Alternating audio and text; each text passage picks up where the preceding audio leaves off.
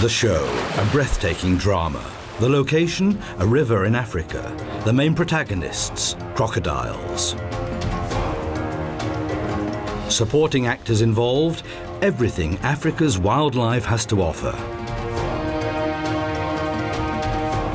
The expansive stage of the Masai Mara in Kenya is an ideal location for some stunning combats. Heavyweight conflicts and touching family scenes. The show centers on the age-old theme of the hunted and the hunters, life and death.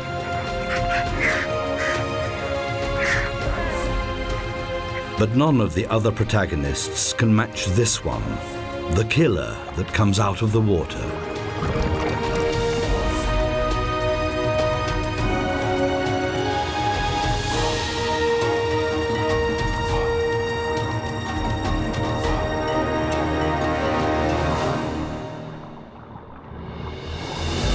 Hardly any other region in Africa is home to a greater multitude of animals than the Masai Mara. This region in the southwest of Kenya is the land of the Masai. These are semi-nomadic pastoralists who live off their herds of cattle and are known to be excellent warriors. The Masai Mara National Park lies in the southwest of Kenya in East Africa and borders on the Serengeti in Tanzania. When the dry period begins in June in the southern Serengeti, innumerable herds of wildebeest join up to migrate over 800 kilometers to the Masai Mara, forever on the lookout for fresh pastures. During this migration, they have to cross several rivers. The greatest obstacle, and one that has to be crossed, is the Mara River. It flows from Kenya through the Masai Mara region and continues on across the border into Tanzania and the Serengeti. At first sight, it may not look particularly threatening, and it is indeed the main artery that keeps the Masai Mara alive. These heat-sensitive hippos rely completely on the river to secure their very existence in the savannah. Nowhere else does the vegetation offer such a wealth of food for the elephants. Depending on their size, these pachyderms also require from 70 to 250 litres of drinking water a day. And nowhere else can lions choose from such a well-stocked table, provided they're ready to wait a bit.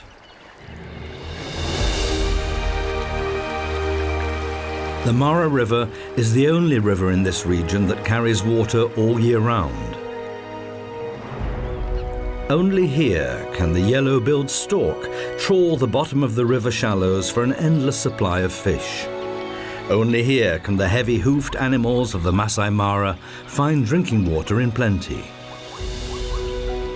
The banks are often crowded with wildlife for that very reason.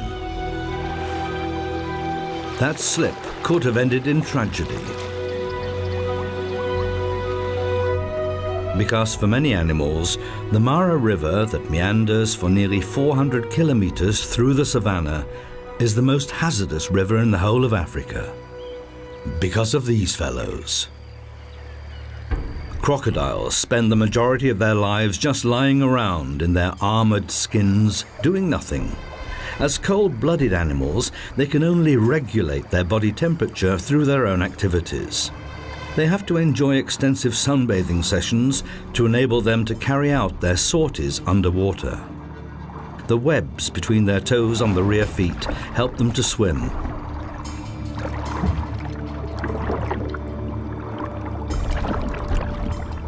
Their tail, that makes up around half of their 6-meter length, is what drives them. But it can only work if the animal's operating temperature has been reached. If it falls below 30 degrees, the reptile will return to land to warm up. Half submerged, half above the waterline is a popular position.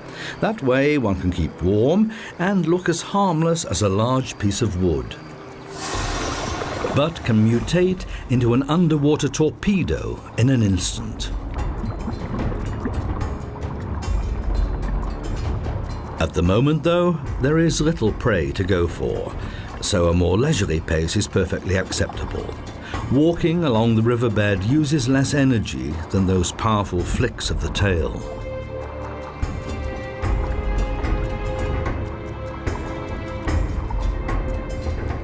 What looks like boredom-induced yawning is in fact temperature regulation. By opening its mouth, the reptile prevents its brain overheating. If it's still too hot, it moves into the water. A lunchtime doze underwater is only possible for a crocodile if the water is very warm. The geographical range of their existence is restricted to tropical and subtropical regions. They can't afford to waste too much energy. Most of the time throughout the year, they just wait, ready to attack with their fearsome jaws containing more than 70 teeth.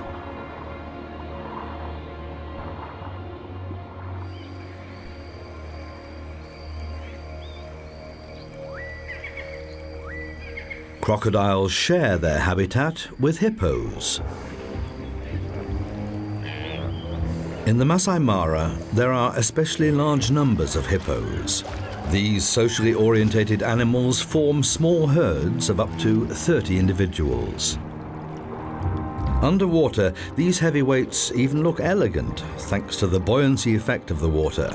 Rather than actually swimming, they tend to walk underwater. They spend most of the day in the water because their sensitive skin would crack in the intense summer heat. They can stay underwater for up to 5 minutes before they have to come up again for air.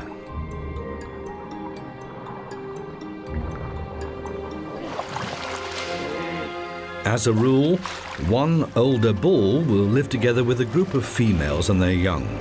The animals are generally related and maintain friendly contact with one another.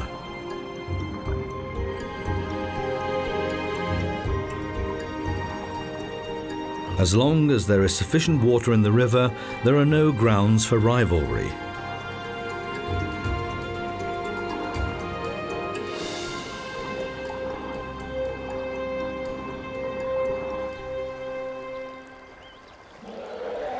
Elephants also like to congregate around the Mara River. The smaller ones are best off keeping close to the adults. That way, they're less likely to become a crocodile's next lunch. Elephants are among the most socially orientated animals in the world. This little elephant has not yet learned how to use its trunk to drink with.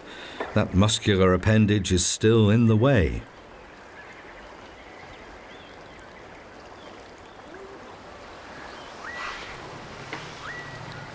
It takes a while for baby elephants to learn what useful tools their trunks are. The older adults can use their muscular trunks as a most versatile multi-tool. During meal times, it fulfills both the grab and the cutlery functions. This little one can't start learning a moment too soon, even if it is kept fed by its mother's milk for many months.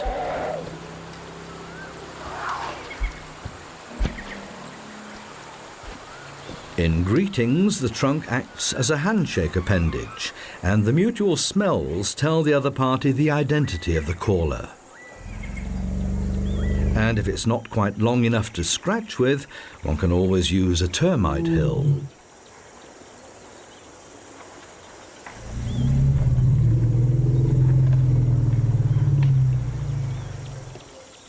This mother cheetah and her 3 almost fully grown young and 2 younger males have made their way down to the river. The brothers share the remains of the gazelle they caught.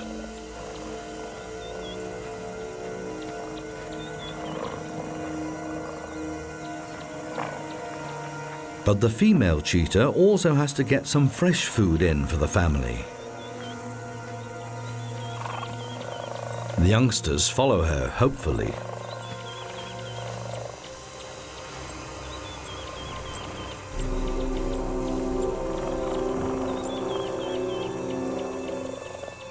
The brothers are so involved that they don't even notice the family.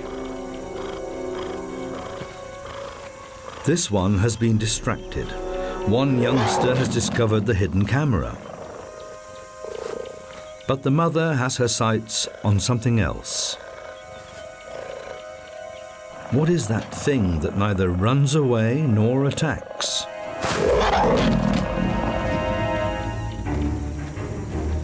But what she has discovered does indeed run away. She begins the hunt.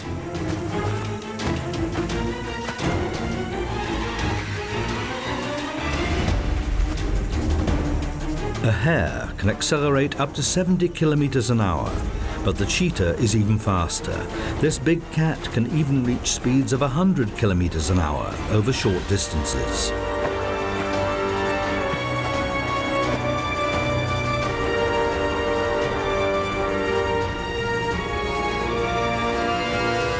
Hares are famous for their zigzag running strategy, but the cheetah is nearly as smart.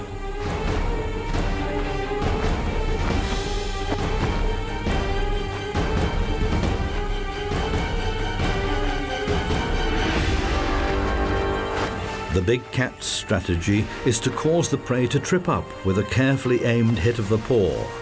And yet,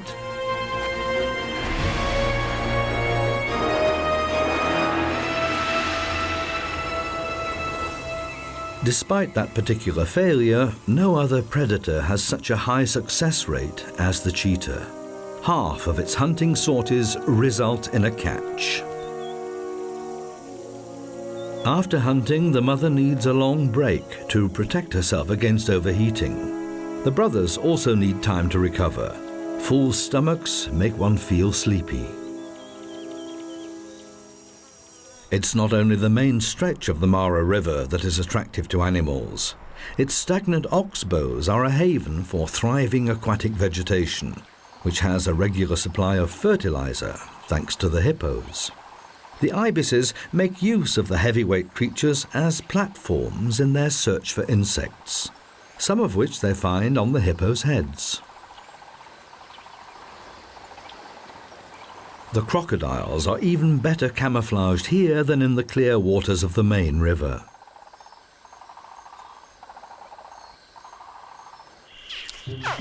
Out on an inaccessible sand spit, the next generation is making its first moves.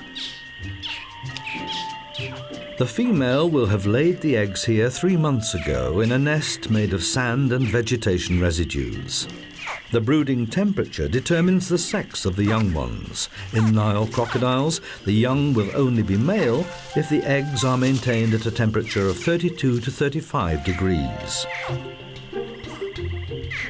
Above or below that temperature range, the young will be female. The calls they produce while still inside the eggs appear to stimulate the brood. They all hatch at the same time. Hardly have they left their nest when they are approached by a cavernous mouth.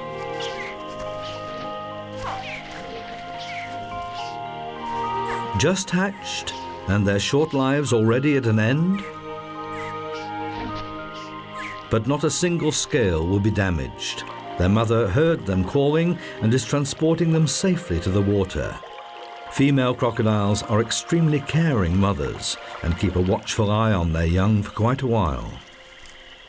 Early on, these miniature lizards demonstrate their talent at surprising their prey. A fully grown giraffe may not need to worry much about a crocodile, but the act of drinking is still quite awkward.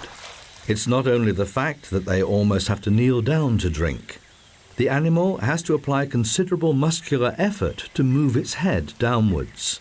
Giraffes have a powerful tendon that keeps their head and neck upright when at rest. The river and its green banks attract many giraffes. For a long time it was felt that these animals had developed their long necks simply to give them unrivaled access to the higher leaves on the trees. However, they often eat vegetation at half their height. An alternative theory suggests that the long neck was used for a completely different purpose, to give the bulls an advantage when fighting over a female.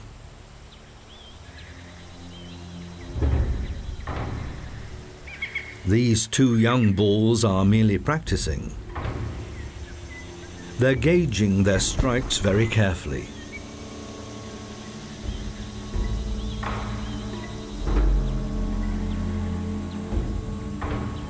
They live in loosely structured bachelor groups, but later become loners.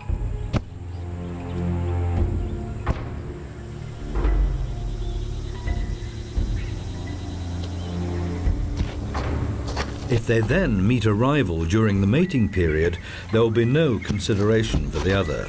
They will then apply full power to their strikes, and their rudimentary horns or ossicones become dangerous weapons. The objective is to knock one's opponent off its feet. Many contests of this kind have left the loser dead. These two are not in any way intending to injure each other, let alone kill. But practice makes perfect. Afternoon in the Masai Mara. Not quite the ideal hunting time for the lions. This group of banded mongooses is quite safe to pass by. These diurnal animals go hunting as a group. The leader of the pack is one of the older females. Still time for a little nap before work starts in earnest in a couple of hours.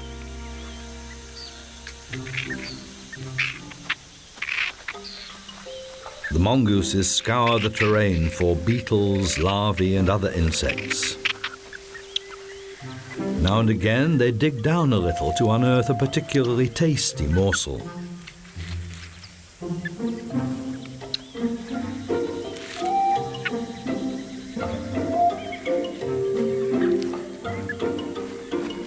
Even if they go out as a group, each mongoose searches for itself. Occasionally, a mother and her young will dig together, but normally mongooses hunt individually for food.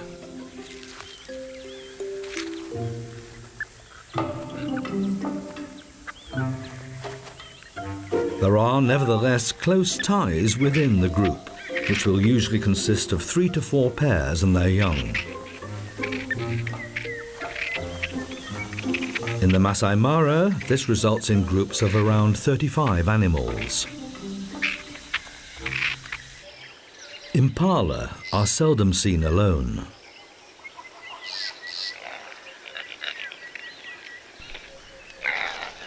This very young male is still allowed to be in the herd. The female is presumably its mother. Otherwise, these herds consist of females and a few of the older males who will fight each other for mating rights during the mating period.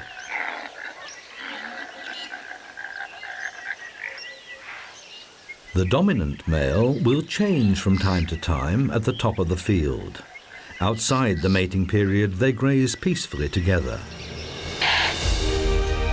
In contrast to the wildebeest and zebras, impalas do not migrate outside the national park, so the lions have always got a steady source of food. That's an important point because lions, in contrast to crocodiles, can't go without fresh food for long periods, especially when they have young. They may not be babies anymore, but they're not able to hunt for themselves and rely completely on the adults. But it can take a while before they actually manage to deliver the goods.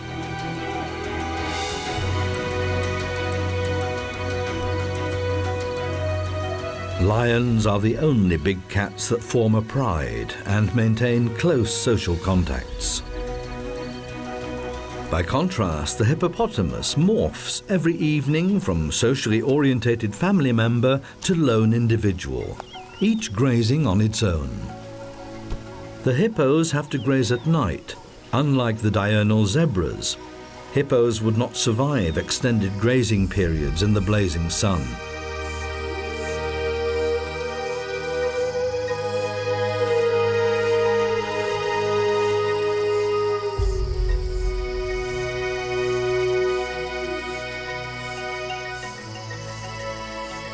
The king of the savannah still does not appear to be in a hunting mood. But soon he will set off on that errand.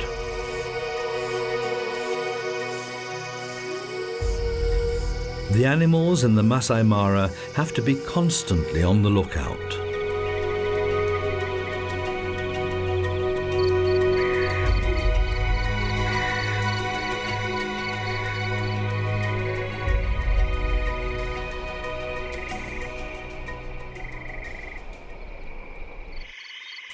The fact that hippos have skin that is so sensitive to the sun, making them nocturnal grazers, may be linked to their ancestors. They're related to whales. These massive creatures need not fear the dark. They have no predators. And anyway, the buffalo is busy with something else.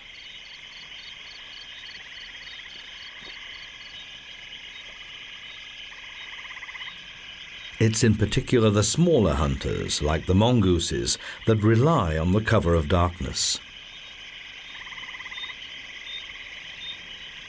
The hippo has to devour at least 40 kilograms of vegetation every night, which only accounts for 1 to 1.5% of its body weight.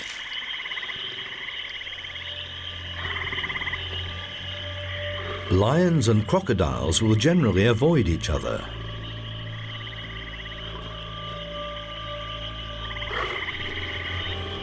Generally. Lions will indeed protect their young or their dinner carcasses against crocodiles, but don't normally consider them to be prey. Perhaps these lions were just after an adrenaline kick.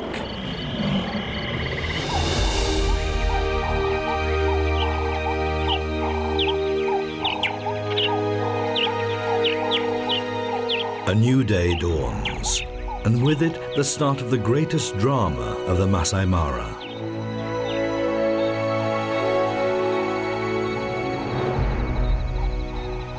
The first wildebeest reached the river region.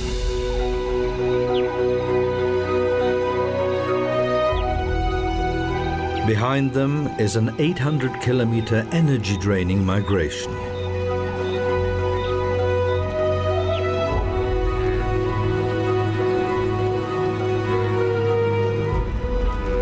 It's far greener here than in the overgrazed Serengeti.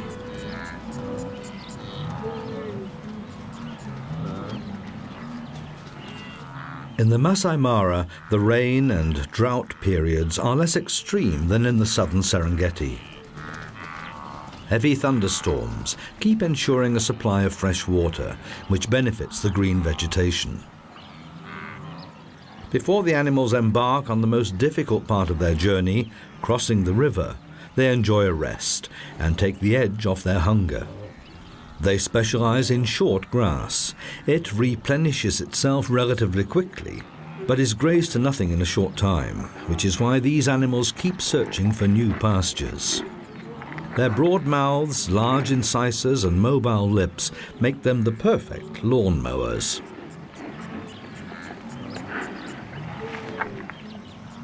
For some, though, the luscious green came too late, and it doesn't take long before they're discovered. For the vultures, wildebeest that die of exhaustion are a feast.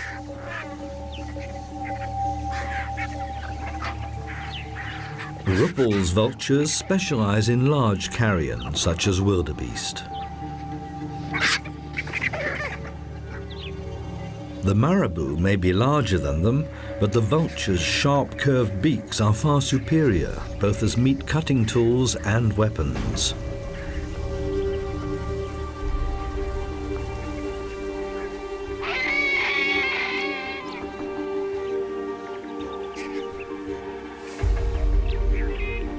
These feathered scavengers do not like sharing.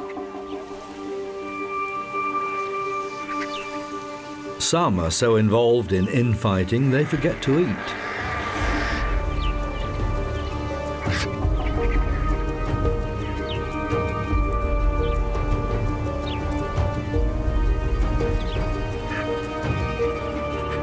But these quarrelsome creatures provide an important service to the Masai Mara. By stripping carcasses, often right down to the bare bones, they prevent the spread of epidemic diseases.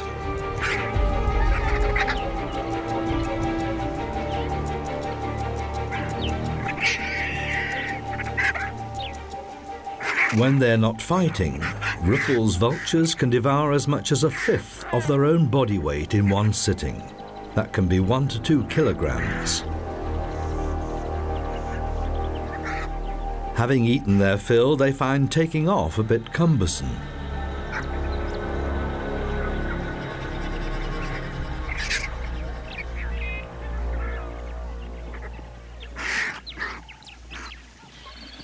Together with the first wildebeest, we see many zebras arriving in the Masai Mara. Zebras eat the longer, tougher grass, which opens up the way for the wildebeest to get to the shorter grass that's rich in nutrients. As compensation, the enormous herds of wildebeest provide protection for the zebras against attackers. It's normally the zebras that go down to the river first. And they have been waiting for this moment. Crocodiles know from experience where the animals will cross the river.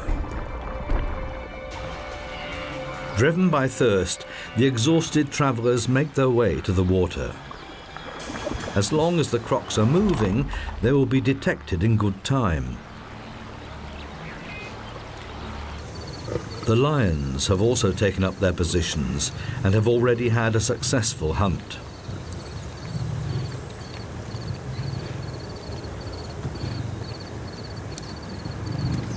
But it's not enough for the full pride.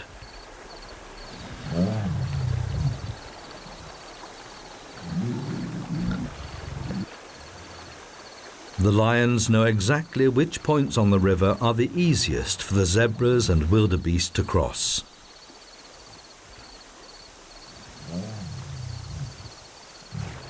While some of the lionesses keep a watchful eye on the young, others are closely watching out for the arrivals by the river.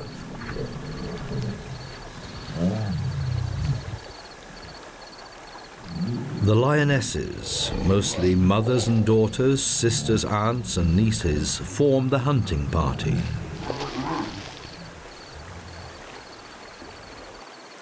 Crocodiles may not be quite as social, but later they will need each other as well.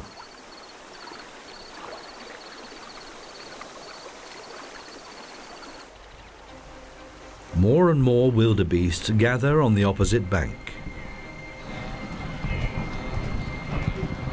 They're facing the greatest challenge of their long journey. The steep banks alone that line the Mara in many places are hard to overcome. But the wildebeest have no choice.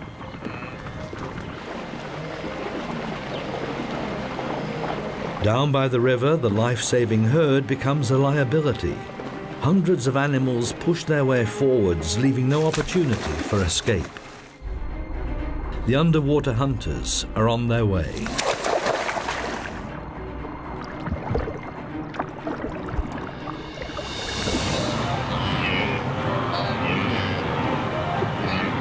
There is simply no end to this sumptuous meal. The wildebeest are well aware of the dangers, but they have to get through.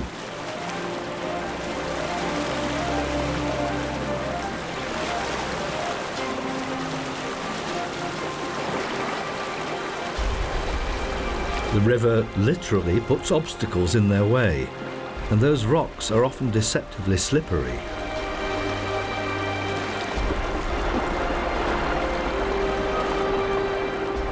Once the first animals have dared to enter the water, there's nowhere to go but forward. The crocodiles try to attack the open flanks. If they get too close to the thick of it, they're at risk themselves.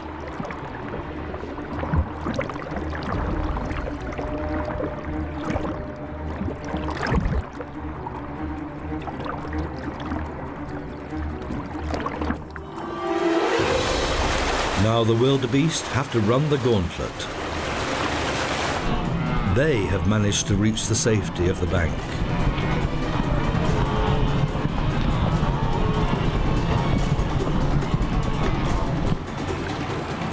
But some didn't make it. The wildebeest summoned their last reserves of strength. Their ability to leap is their only chance. The safety of the individual lies in the sheer mass of the herd.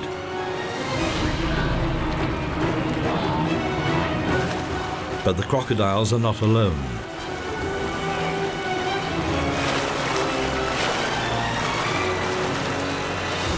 Once one of them has grabbed a wildebeest, it attempts to drag it underwater. The other crocodiles will help.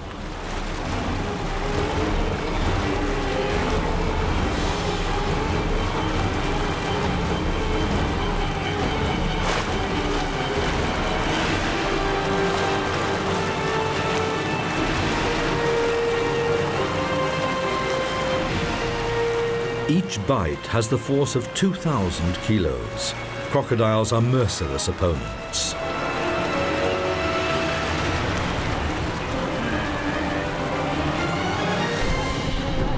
And the animals that pass the first hurdle are faced with the next ambush. The lion attempts to immobilize the wildebeest by biting into its throat.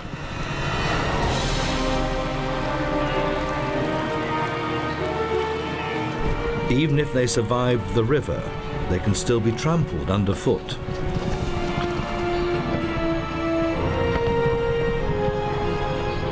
The youngest wildebeest, born only a few months before in the Serengeti, are experiencing this terrifying migration for the first time. They need to get back up to strength. But the trek must go on. Driven on by the stressful experience, the animals quickly take control of their new terrain.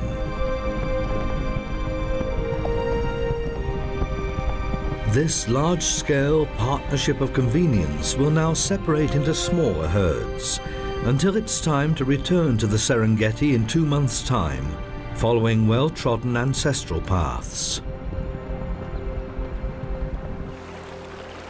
The Battle of the Mara is over for the time being, and the vultures will finish what the crocodiles could not.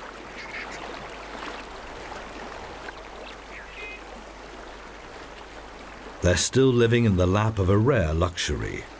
Even if a crocodile didn't manage to kill its own wildebeest, there are plenty of fallen and drowned animals floating right past their noses.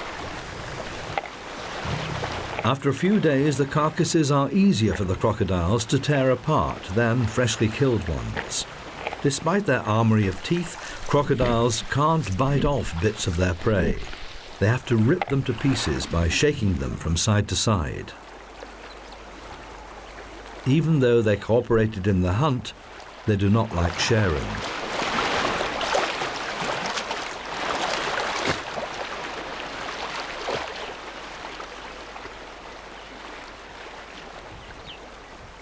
For the lions, the riverside hunt is now over. But the pride had a successful hunting trip. There's plenty for everyone, and even the chance for the youngsters to practice dismembering the kill.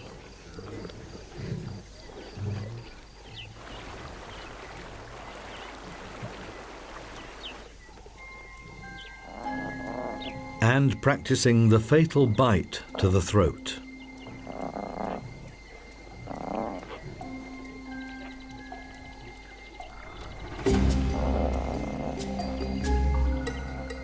For the youngest, it's all just a game.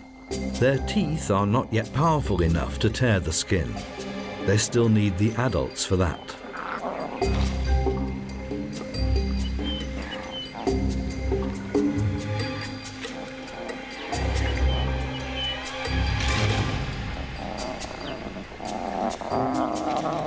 A full stomach feels good. Both the adults and their young feel playful.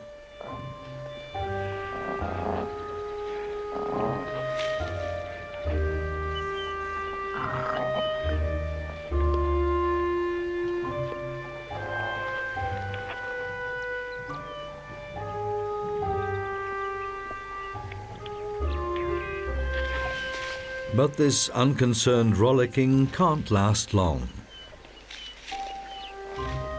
The adult lions know that if they leave the carcasses unattended for long, there will soon be nothing left. So they drag them to a safe larder, a tough task even for a fully grown lioness. Hunting and eating are thirsty work. Lions do not scoop up water with their tongues. The rough surface of the tongue binds the drops of water, and that causes a pillar of water to follow through the adhesive action between the water molecules.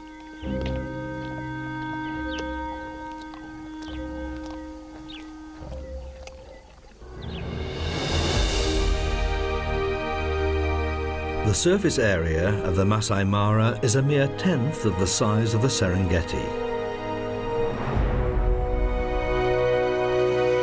And yet it provides sufficient food for both the new arrivals and the long-established indigents.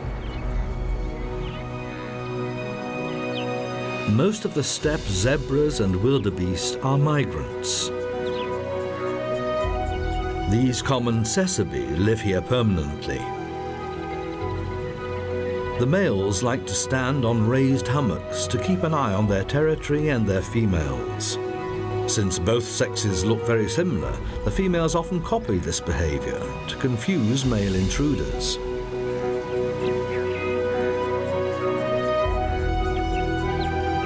Giraffes have an even better view of the surroundings, which is why zebras like to stay close to the giraffes.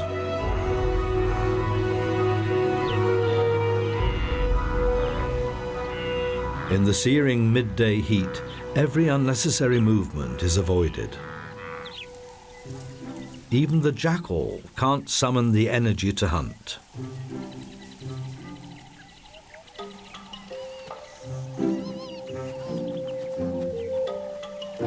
The hyenas are no different. Despite their reputation, hyenas are not merely dim scavengers. These youngsters will grow up into skilled hunters, capable of attacking even large hoofed animals such as wildebeest or zebras, individually or as a pack. But that time is still some way off.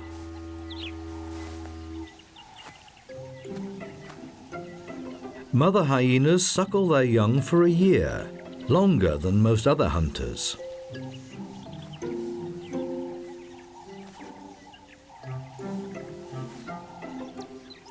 Hyenas live in clans, controlled by the females, and with a clearly defined hierarchy.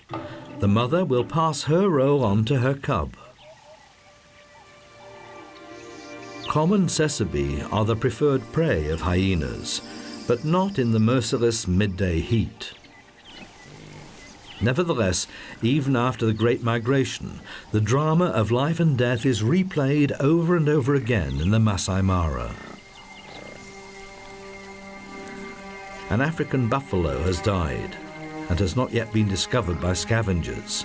Its companions try to protect it, and it looks as if all of them feel the need to reassure themselves that their fellow buffalo really is dead. The herd is looking confused and disorientated. Perhaps the dead animal was a dominant, mature female.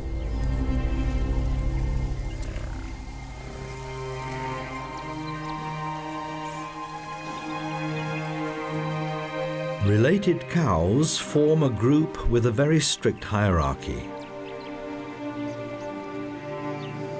If a high-ranking animal dies, the herd first has to reorganize itself. The saddle-billed stork is also a carrion eater, but has to wait until others have ripped open the carcass.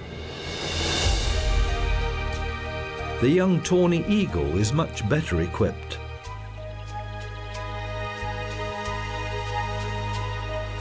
As pure vegetarians, elephants are most definitely not interested in carrion.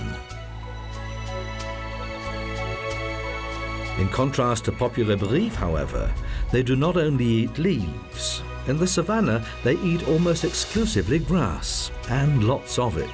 An adult elephant will devour 200 to 300 kilograms of vegetation a day.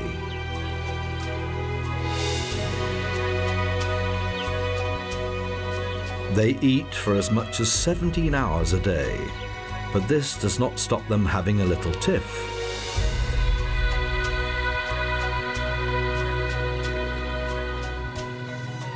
Even the babies try to work out how Mummy does it. But this little one has chosen the wrong place.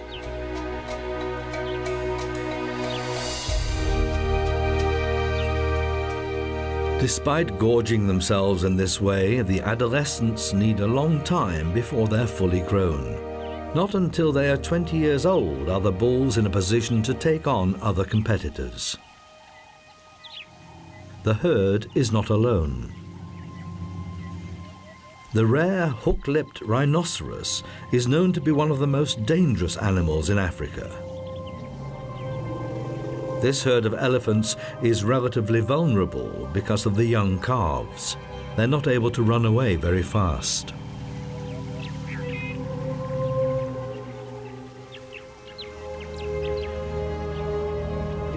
The aggressive rhinoceros bull considers the elephants to be a threat. But the lead cow wastes no time and is ready to protect her herd.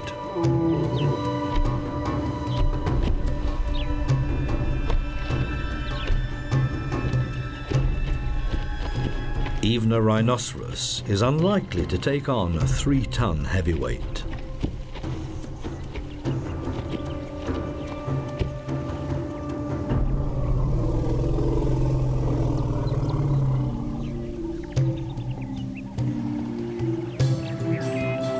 The herd relaxes again.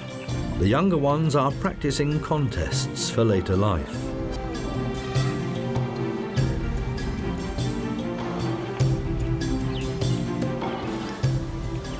But they're back in someone's sights again. The cows remain unperturbed.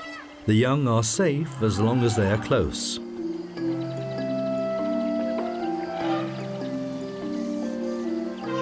As usual, working out what a useful tool the trunk is fun.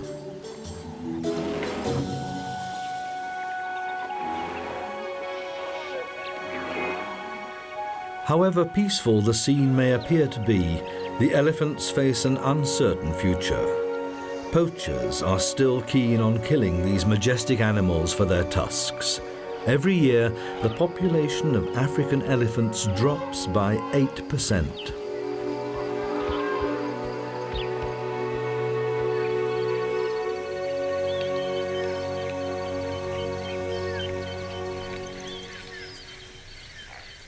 Close to the Mara River, there are many smaller woodland areas, and the impalas love to retreat to these places.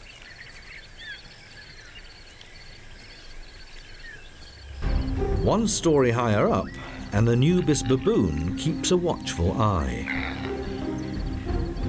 On the ground, its fellow baboons are searching for titbits. The baboons dig in the ground for insects and roots. To be able to ride piggyback, an infant has to be at least 6 weeks old. Until then, the babies cling to their mother's furry underbelly. And once they are a year old, they have to fend for themselves.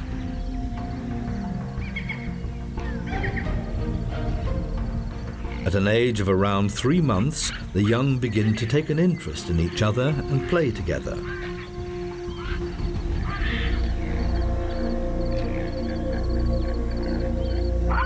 The watchman issues a warning.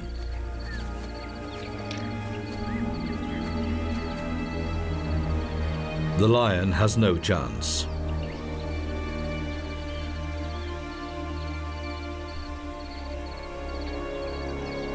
The strong males hold their posts until the danger has passed, ready at a moment's notice to attack if their harem is jeopardized. He is a far more dangerous risk for the baboons. Leopards attack from an ambush. The martial eagle has already found its prey.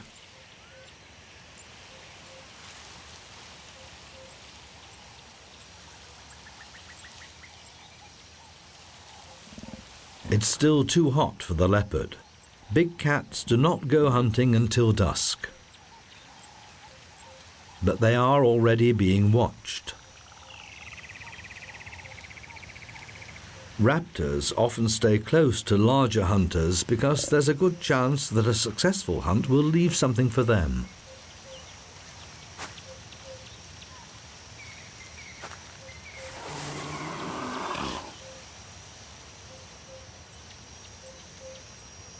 But it's looking as if they will have to wait a bit.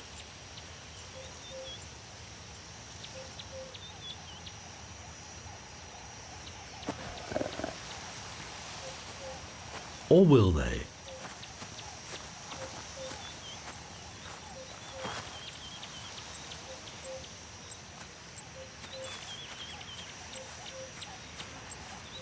No, this leopard has a rather different aim. He uses a secretion from an anal gland to mark out his territory. The powerful smell is a clear warning to rivals. Keep your distance. The black-backed jackals did not want to wait any longer. But they're having a tough time keeping those annoying vultures at bay.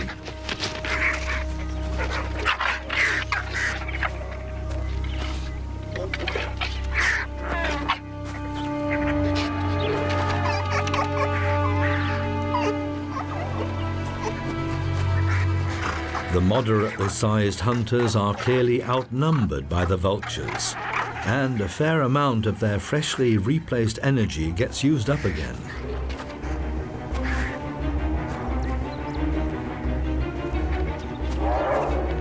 Even a successful hunt in the Masai Mara does not mean that the spoils are all one's own. Frequently, the jackals will have to relinquish their hard-won carcass to larger hunters like lions and hyenas. Jackals, leopards, lions, cheetahs, they all make sure that the life and death drama here is a continuous daily cycle. Each of them has its own way to play the game, and each produces a slightly different, often unexpected result.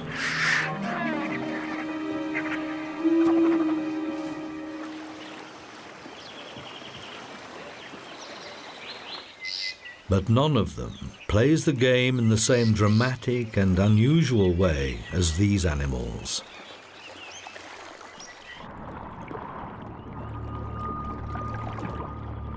They're waiting for the day when, once again, they play the leading role in the greatest drama of the Masai Mara.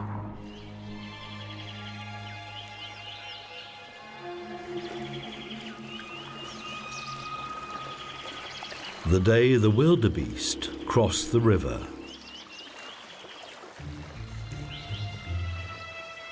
Until that day, there will always be more modest roles to play.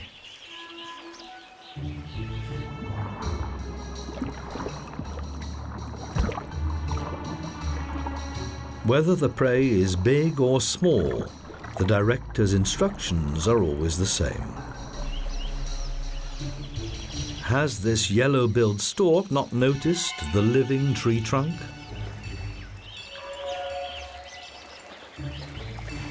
Or is that tree trunk still full up from its last wildebeest supper?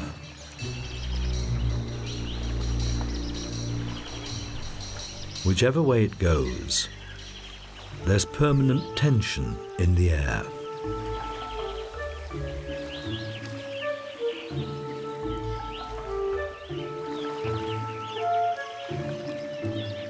And whatever happens,